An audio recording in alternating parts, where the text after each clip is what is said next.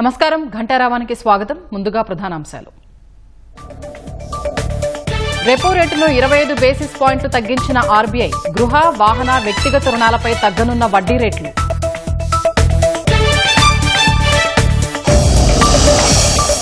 పోలీసులపై జగన్ అనుచిత వ్యాఖ్యలు సరికాదన్న అనిత.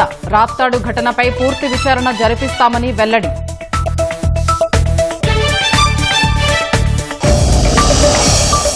నెల్లూరులో అస్తవ్యస్తంగా డ్రైనేజీ వ్యవస్థ. దోమలతో అనారోగ్య సమస్యలు వస్తున్నాయంటున్న స్థానికులు.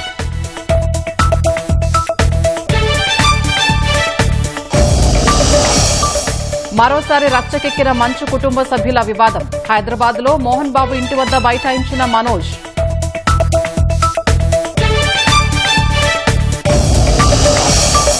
పనామాను ఖచ్చితంగా స్వాధీనం చేసుకుంటామన్న అమెరికా. చైనా నుంచి ముప్పు లేకుండా చూస్తామని స్పష్టీకరణ.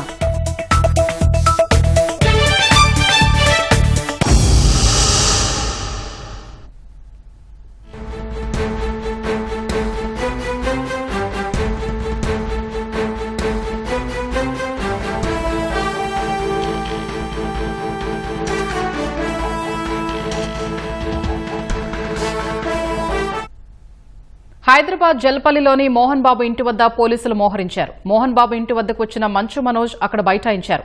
మరిన్ని వివరాలు మా ప్రతినిధి నాగార్జున అందిస్తారు. నాగార్జున, మోహన్ బాబు ఇంటి వద్ద పరిస్థితి ఎలా ఉంది? మంచు మనోజ్ డిమాండ్లేంటి?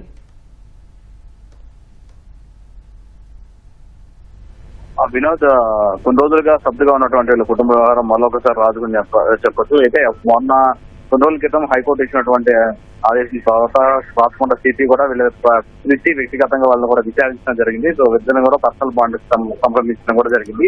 మరొకసారి అక్కడ వివాదాలు జరుగుతాయి. అయితే మళ్ళీ విష్ణు మీద ఆరోపణలు చేస్తూ మంచు మనోజ్ నిన్న అతను కారు దొంగలించారంటూ అతను డ్రైవర్ చేత జల్పల్లి పోలీస్ స్టేషన్ లో కంప్లైంట్ ఇచ్చారు. అయితే ఈ కంప్లైంట్ తో పాటుగా తన ఇంట్లోకి విష్ణుకు సంబంధించినటువంటి వ్యక్తులు సుమారు ఒక 150 మంది తరబడి లోపల ఉన్నటువంటి వస్తువులన్నీ డ్యామేజ్ చేశారు. నేను నా ఇంటికి వెళ్ళాలి, లోపల ఉన్నటువంటి ఇంటిని చూసుకోవాలనేది ఆయన ప్రధానంగా ఈ రోజు అక్కడికి ఇంటి దగ్గరకు వెళ్ళడం జరిగింది. సో అక్కడికి వెళ్ళినటువంటి సమయంలో పోలీసులు కూడా లోపలికి అతని మీడియాను ఎల్లో చేయలేదు. అక్కడ ప్రధాన గేట్ వద్ద మంచు విష్ణు లోపల ఎవరూ లేకపోవడంతో వాళ్ళ సంబంధించినటువంటి భద్రతా సిబ్బంది అతను నిర్వహించారు. గేట్ కి తాళం వేసి అతన్ని ప్రధాన గేట్ దగ్గరే గేట్ చేయకుండా ఉండడంతో ఆయన అక్కడే బయట ఇచ్చిన ఎందుకు లోపలికి అలో చేసింది అనేది ఆయన ఆరోపించడం జరిగింది.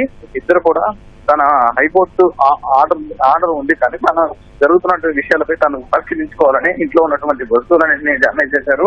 సో నా ఇంటి వైపు కూడా ఎవరు వెళ్ళొద్దని హైకోర్టు కూడా ప్రధానంగా ప్రస్తావించిందనేది ఆయన చెప్పుకొచ్చారు. దాంతో పాటు దీనికి సంబంధించి కోర్టు ఆర్డర్ దీనికి వ్యతిరేకంగా తన ఇంటి వద్దకు మనుషులు పంపించి విష్ణు ఇలా దౌర్జన్యానికి పాల్పడుతున్నారని ఆయన ఆరోపిస్తున్నారు. కొద్దిసేపటి క్రితం ఆయన మీడియాతో మాట్లాడడం జరిగింది.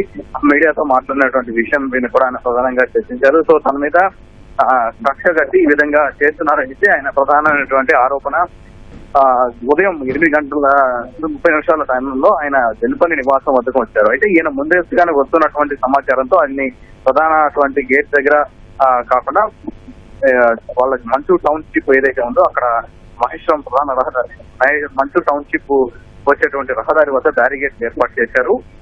కేవలం మంచు మనోజ్ను మాత్రమే ప్రధాన గేట్ వద్ద మాత్రం అనుమతించారు. మీడియాను మొత్తాన్ని కూడా ఈ 2 కిలోమీటర్ల బిఫోరే వాళ్ళందరూ మీడియాను కూడా నిరోధించారు. ఎక్కడికి ఎవరికి వెళ్ళలేదని పోలీసులు స్పష్టం చేశారు. 100 మంది పోలీసులతో బందోబస్తు ఏర్పాటు చేశారు. సో తాజా పరిణామాల మధ్య ఆయన మీడియాని లోపలికి ఎలో చేయకపోవడంతో ఆయనే మీడియా వద్దకు వచ్చి అక్కడ ఆయన కొద్దిసేపటితో మాట్లాడడం జరిగింది. ఈ విషయాలన్నీ ప్రస్తావించారు. సో దీనికి సంబంధించి ఇన్స్పెక్టర్ కూడా తన మాట వినట్లేదు, నేను చెప్పినటువంటి విషయాలను పట్టించుకోవట్లేదని ప్రధానమైనటువంటి ఆరోపణ. అయితే ప్రధాన గేట్ ఎందుకు తీయట్లేదని సెక్యూరిటీ సిబ్బంది ఆయన స్పష్టించినటువంటి సమయంలో మోహన్ బాబు విష్ణు కూడా ఎవరు ఇంట్లో లేరు. సో వాళ్ళు చెప్తే మేము లోపలికి ఎలా చేస్తామనేది సెక్యూరిటీ సిబ్బంది వాళ్ళతో మంచు మనోజ్తో తెలిపారు. సో ఇవన్నీ నేపథ్యం మధ్య మంచు మనోజ్ ఆయన ఇంటి వద్ద ఆందోళన చేస్తున్నారు, నిరసన వ్యక్తం చేస్తున్నారు. ప్రస్తుతం ఆయన ఇంటి వద్ద పోలీసుల బందోబస్తు కొనసాగుతారు. ధన్యవాదాలు నాగార్జున.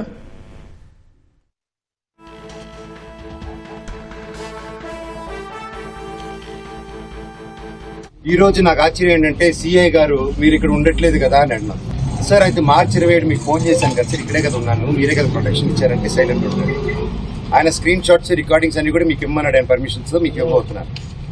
అండ్ 1వ తారీఖున పొద్దున నేను ఆల్రెడీ ప్రెస్ బృందానికి లింక్ పంపించాను, వీళ్ళకి ఆల్రెడీ పంపించాను. ఏప్రిల్ నుంచి అప్పుడు డిసెంబర్ 8 స్టార్ట్ అయిన గొడవలకి ఈ రోజు వరకు ఒక్క ఛార్జ్ షీట్ ఫైల్ చేయలేదు. ప్రూఫ్స్ ఇచ్చారు, కత్తులు గన్నులతో కొట్టరా అని చెప్పి మా మీదకి వచ్చారు, కర్రలతో వచ్చారు, గన్నులు తీశారు. ఇవన్నీ ప్రూఫ్ సీఏ దగ్గర ఉన్నాయి. సార్ ఇది ఎక్కడ సార్ ఇంటి లోపల మా నాన్న లేరు, ఎవరు లేరు, మా పెట్స్ ఉన్నాయి, 25 మంది రౌడీ షీటర్లు ఉన్నారు. నేను డ్రోన్ పంపిస్తాను సార్ చూడండి సార్ అంటే పంపించద్దు, మేము చూడకూడదు. పోనీ నేను ఇక్కడ ఉంటాను సార్, మీరు లోపలికి వెళ్ళిన పెట్స్ నేను కుక్క పిల్లలన్నీ ఇచ్చేయండి సార్, తీసుకెళ్ళిపోతాను. 3 ఉన్నాయి సార్, వాళ్ళు నీళ్లు పెడుతున్నారు, ఏం పెడుతున్నారు, ఎండాకాలం చూసుకుంటాను సార్, పిల్లల్లా పెంచుకుంటాం వాటిని. మేము నా కాదు మీరు వెళ్ళి తండ్రి సరే దండం పెట్టుకున్నాను, కాలు పట్టుకుంటాను సార్ అని. కళ్ళల్లో నీళ్ళు వచ్చేసింది, ఆ పెట్స్ వచ్చేసి గేట్ సందుల్లో మీకు ఏదో చీటింగ్ జరిగింది అక్కడ, we want to prove it. నేను ఆ ఆర్గ్యుమెంట్ జరిగింది, వీ ప్రూవ్డ్ ఇట్ రైట్. కోర్టులో అక్కడ ఎవరో వీళ్ళు తప్పుదారి పెట్టి కోర్టుకి చెప్పారు, జడ్జి గారు చెప్పి కోర్టుని చీట్ చేస్తారని తిట్టి అవతల వాళ్ళని కూడా ఈయన మీద వేసిన ఆర్డర్ నేను వెకేట్ చేస్తున్నానని తీసేశారు. సో ఒరిజినల్ హైకోర్టు ఆర్డర్లో ఇప్పుడు నేను ఇక్కడికి వచ్చాను. మా ఇంట్లో ఎవరు లేరు, మొత్తం anti social elements, rowdy sheeters, police లాఠీలు పెట్టుకొని ఈ అమ్మ ఫోటోలు తీసింది. ఈ అమ్మాయిని ఆపేస్తే మీరు ఎవరు రాలేదు, అమ్మ నా బెండెక్కమ్మ అని చెప్పి ఎక్కించుకొని తీసుకెళ్ళాను. ఈ తల్లిని తీసుకెళ్లిన తర్వాత తల్లి వీడియోలు తీస్తుంది. సిఐ వచ్చారు, సిఐ వచ్చేసి పాప మీద పట్టుకొని తోయడం, పోలీసు అందరూ నేను అడ్డుపడిపోయాను.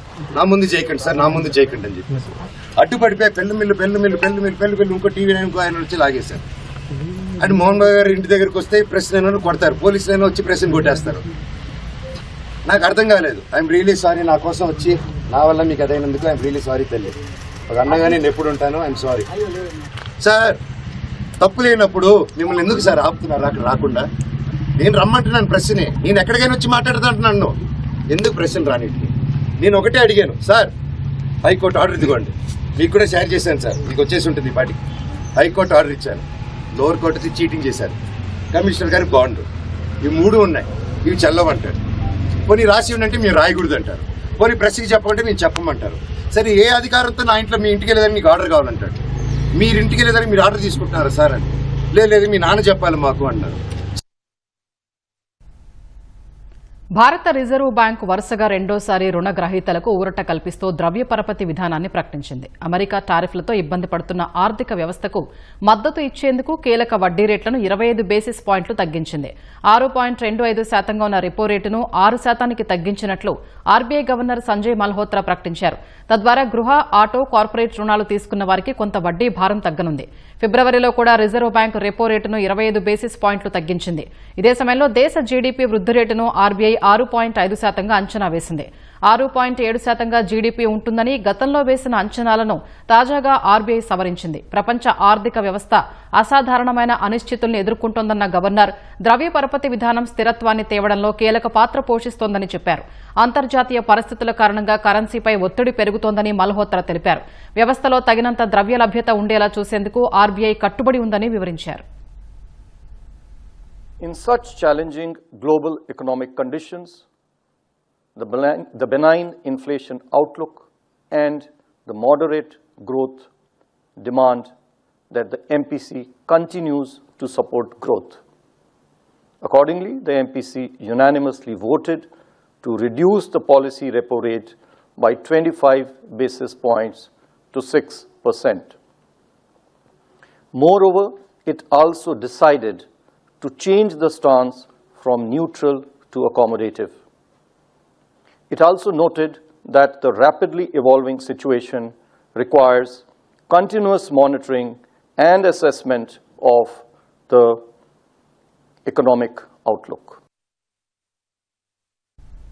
ప్రజా రాజధాని అమరావతిలో సొంతింటి నిర్మాణానికి ముఖ్యమంత్రి చంద్రబాబు శంకుస్థాపన చేశారు. చంద్రబాబు, భువనేశ్వరి, లోకేష్, బ్రాహ్మణి, దేవాంశులు పూజలు చేశారు.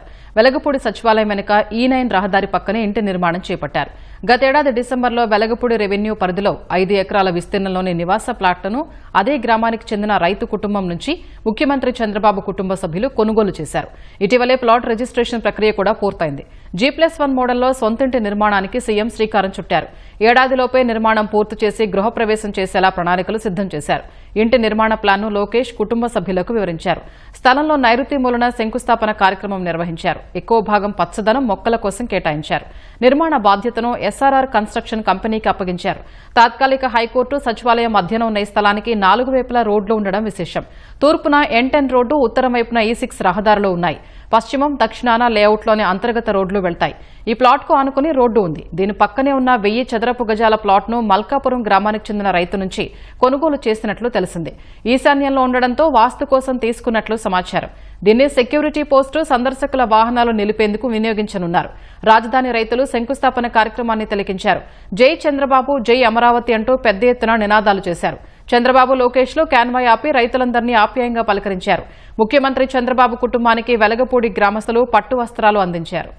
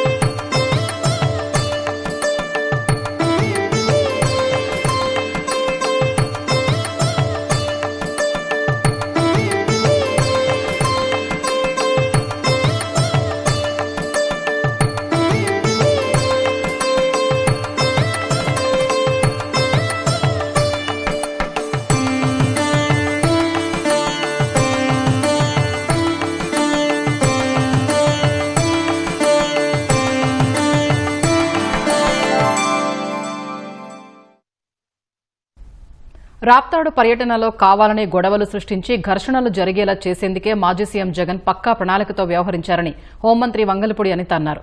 జగన్ పర్యటనకు 2 రోజుల ముందు నుంచి ఇలాంటి కుట్రలకు తెరలేపారని ఆమె ఆరోపించారు. గొడవలు జరిగే అవకాశం ఉందనే నిఘా వర్గాల సమాచారంతోనే 1100 మంది పోలీసుల్ని మోహరించామన్నారు. అయినా డబ్బులిచ్చి వైసీపీ కార్యకర్తల్ని భారీగా రప్పించి పోలీసులపై దాడికి దిగారన్నారు. పర్యటన ముగించుకుని రోడ్డు మార్గంలో వెళ్లేందుకు ముందుగానే జగన్ నిర్ణయించుకున్నారని, కానీ గొడవల్ని సృష్టించి దాన్ని పోలీసులు ప్రభుత్వంపై నెట్టేందుకే హెలికాప్టర్ సమస్యని నాటకమాడారని అనిత తెలిపారు. యాక్చువల్ గా ఇతను ఒక్కసారి చాపర్ లో వస్తారు, మళ్ళీ తిరిగి చాపర్ లో వెళ్లరన్న సంగతి అక్కడున్న వాళ్ళ నాయకులకి ముందే తెలుసు. మీటింగ్ స్పాట్ దగ్గర తలసిల రఘురామ్ గారు, విశ్వేశ్వరరెడ్డి గారు, అదే విధంగా సాంబశివారెడ్డి ముగ్గురు మాట్లాడుకుంటుంటే విశ్వేశ్వరరెడ్డి గారు వాళ్ళ అనుచరుడు వచ్చి, మనం ఎందుకు ఇక్కడ ఆయన విక్టిమ్ హౌస్ కి వచ్చారు, మళ్ళీ చాపర్ దగ్గరికి వెళ్ళిపోతారు కదా, మనం చాపర్ దగ్గరికి వెళ్ళిపోదాం పదండి అని అడిగాడు. అడిగితే విశ్వేశ్వరరెడ్డి చెప్పిన మాట ఏంటంటే, చాపర్ దగ్గరికి నీకు తెలియదా, ఆయన చాపర్ లో వెళ్దాం, ఆయన బై రోడ్ వెళ్తాడు. బై రోడ్ చాపర్ లో వెళ్ళాలి అనుకున్న వ్యక్తి విత్ ఇన్ 10 minutes 15 minutes లో నేను రోడ్డు మీద వెళ్తానంటే జనాలు ఎవరైనా పోగేయగలరా? విత్ ఇన్ 15 minutes లో దారి పొడుగునా కావాలని వాళ్ళ నాయకులను పెట్టుకుని చేశాడు. ఇప్పుడు మళ్ళా తిరిగి వచ్చి భద్రతా వైఫల్యం అంటే అది వీళ్ళేమో వందల కొద్ది జనాలనేమో సమీకరించుకున్నారు, లిటరల్లీ తోసుకుంటూ ముందుకు వచ్చారు. అసలు నాకు ఇప్పటికీ అర్థం కాదండి, ఒక హెలీప్యాడ్ దగ్గరికి, ఇది హెలీప్యాడ్ దగ్గర మనుషులు ఉండే పరిస్థితి, చాపర్ దగ్గర. ఒకసారి ఆలోచన చేసుకోవాలి. ఇవన్నీ డాట్స్ అన్ని కనెక్ట్ చేస్తే కంపల్సరీ చాపర్ లో 1 సైడ్ రావడానికి సిద్ధపడే వచ్చాడు. విఐపీని తీసుకెళ్ళడానికి పనికిరాని చాపరు పైలట్ ఎలా తీసుకెళ్ళిపోయి ల్యాండ్ చేశాడు? ఒకసారి ఆలోచించండి. దీని మీద కూడా సమగ్రంగా దర్యాప్తు చేస్తున్నాం. చాలా క్లియర్ గా ఎంతమంది పోలీసులు పెట్టాము, ఎంతమంది పోలీసులు ఎక్కడెక్కడ పనిచేశారు, అదేవిధంగా ఎంతమంది పోలీసులు వీళ్ళు కొట్టి లోపలికి వచ్చారు అన్ని కూడా సీసీ కెమెరాస్ లోని డ్రోన్స్ లోని అన్ని క్లియర్ గా ఉన్నాయండి. అది మాత్రం నిజం. ఎవరైనా పోలీసులు కొట్టిన సందర్భంగానే అక్కడికి మా భద్రతా వలయంలోకి ఇంచుమించుగా ఆ చాపర్ దగ్గరకు వచ్చిన వాళ్ళందరి దగ్గర అందరి డీటెయిల్స్ మా దగ్గర ఉన్నాయి.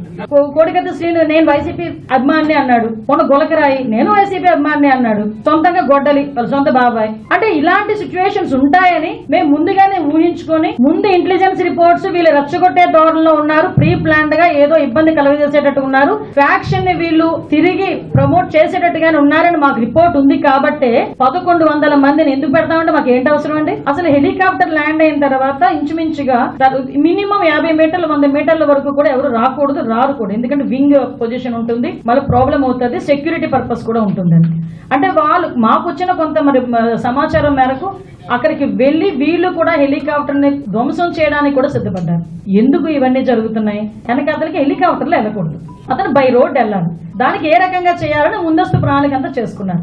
పైగా ఈరోజు పోలీసుల్ని మీరు తప్పుపడుతున్నారు. అనంతపురం ఎస్పీ ఒక లేడీ, అనంతపురం డిఐజీ ఒక లేడీ, అక్కడ చాలా మంది లేడీ పోలీస్ కానిస్టేబుల్స్ ఉన్నారు, లేడీ ఎస్ఐస్ ఉన్నారు. అలాంటి వాళ్ళ గురించి బట్టలు ఉడదీస్తాం అలాగా ఇలాగా మాట్లాడుతా ఉంటే సిగ్గనిపించట్లేదా? సంస్కారమైన అది? కార్మూర్ నాగేశ్వరరావు అది గూండావో తెలియదు, ఒక ఎక్స్ఎమ్మెల్యే తెలియదు, ఒక రౌడీ షీటరో తెలియదు, బయటకు వచ్చి వాళ్ళ గవర్నమెంట్ వచ్చిద్దట, వచ్చిన తర్వాతట గుంటూరు నుంచి బయట ఉన్న అవతల ఉన్న వాళ్ళందరినీ నరికేస్తాడట, గుంటూరు నుంచి ఎవరితో ఉన్న వాళ్ళందరినీ బయటకు తీసుకొచ్చి తంతాడట. అది ఆయన వాళ్ళ కార్యకర్తల మీటింగ్ లో మాట్లాడే పరిస్థితి. అంటే నేనేమంటానంటే జగన్మోహన్ రెడ్డి ఇలాంటి వాళ్ళందరూ బలం అనుకుంటున్నాడు కానీ ఇలాంటి వాళ్ళందరూ లేదు బల్లెల్లాంటి వాళ్ళు అనమాట. లాస్ట్ 151 సీట్లు ప్రజలందరూ ఇస్తే మీరు ఇలాంటి పనులు చేసే 11 దిగారు. ఈ రోజు మళ్ళా నోటికి అద్దు లేకుండా ఇలాగే మాట్లాడితే ఆ 11కి కూడా కన్నం పడే పరిస్థితి కనిపించే పరిస్థితి మనందరికీ కూడా కనిపిస్తుంది. అది జగన్మోహన్ రెడ్డికి అర్థం కావట్లేదు. జగన్ రాప్తాడు పర్యటన సందర్భంగా హెలీప్యాడ్ వద్ద జరిగిన తొక్కిసలాటలో అస్వస్థతకు గురైన కానిస్టేబుల్ ను మడకసిరి ఎమ్మెల్యే ఎంఎస్ రాజు అనంతపురం ఆసుపత్రిలో పరామర్శించారు. వైద్యులతో మాట్లాడి రంగారెడ్డి ఆరోగ్య పరిస్థితిపై వివరాలు తెలుసుకున్నారు. కుటుంబ సభ్యులతో మాట్లాడి అండగా ఉంటామని చెప్పారు. జగన్ పర్యటన సందర్భంగా వైసీపీ నాయకులు కార్యకర్తలు అత్యుత్సాహం ప్రదర్శించడంపై ఎంఎస్ రాజు మండిపడ్డారు. సింగపూర్ అగ్ని ప్రమాదంలో గాయపడి ఆసుపత్రిలో చికిత్స పొందుతున్న ఉప ముఖ్యమంత్రి పవన్ కుమారుడు మార్క్ శంకర్ కోలుకుంటున్నాడు. ఊపిరితిత్తుల్లో పొగ వెళ్లడంతో అత్యవసర వార్డులో చికిత్స అందించిన వైద్యులు ఈ ఉదయం గదికి తీసుకొచ్చారు. పొగ వల్ల తలెత్తే ఇబ్బందులపై పరీక్షలు చేస్తున్నట్లు సింగపూర్ వైద్యులు తెలిపారు. మరో 3 రోజులు వైద్యుల పర్యవేక్షణలో పరీక్షలు చేయాల్సి ఉందని చెప్పారు. నిన్నటి ప్రమాదంలో మార్క్ శంకర్ కు చేతులు కాళ్లకు కాలిన గాయాలు కాగా నిన్న రాత్రి హైదరాబాద్ నుంచి సింగపూర్ కు పవన్ కళ్యాణ్ వెళ్లారు. ప్రకాశం జిల్లా కొమరోలు మండలం ఎడమకల్లు సమీపంలో ట్రాక్టర్ అదుపు తప్పి బోల్తా పడింది. ఈ ఘటనలో ట్రాక్టర్ డ్రైవర్ సహా మరో 4 తీవ్రంగా గాయపడ్డారు. బాధితులకు గిద్దలూరులోని ఓ ప్రైవేట్ ఆసుపత్రిలో చికిత్స అందిస్తున్నారు. ఇద్దరి పరిస్థితి విషమంగా ఉన్నట్లు వైద్యులు తెలిపారు. విద్యుత్ సామాగ్రిని కొమరోలు నుంచి రాజుపాలానికి తరలిస్తుండగా ప్రమాదం జరిగింది. క్షతగాత్రులు ఇతర రాష్ట్రాలకు చెందిన వలస కూలీలుగా పోలీసులు గుర్తించారు.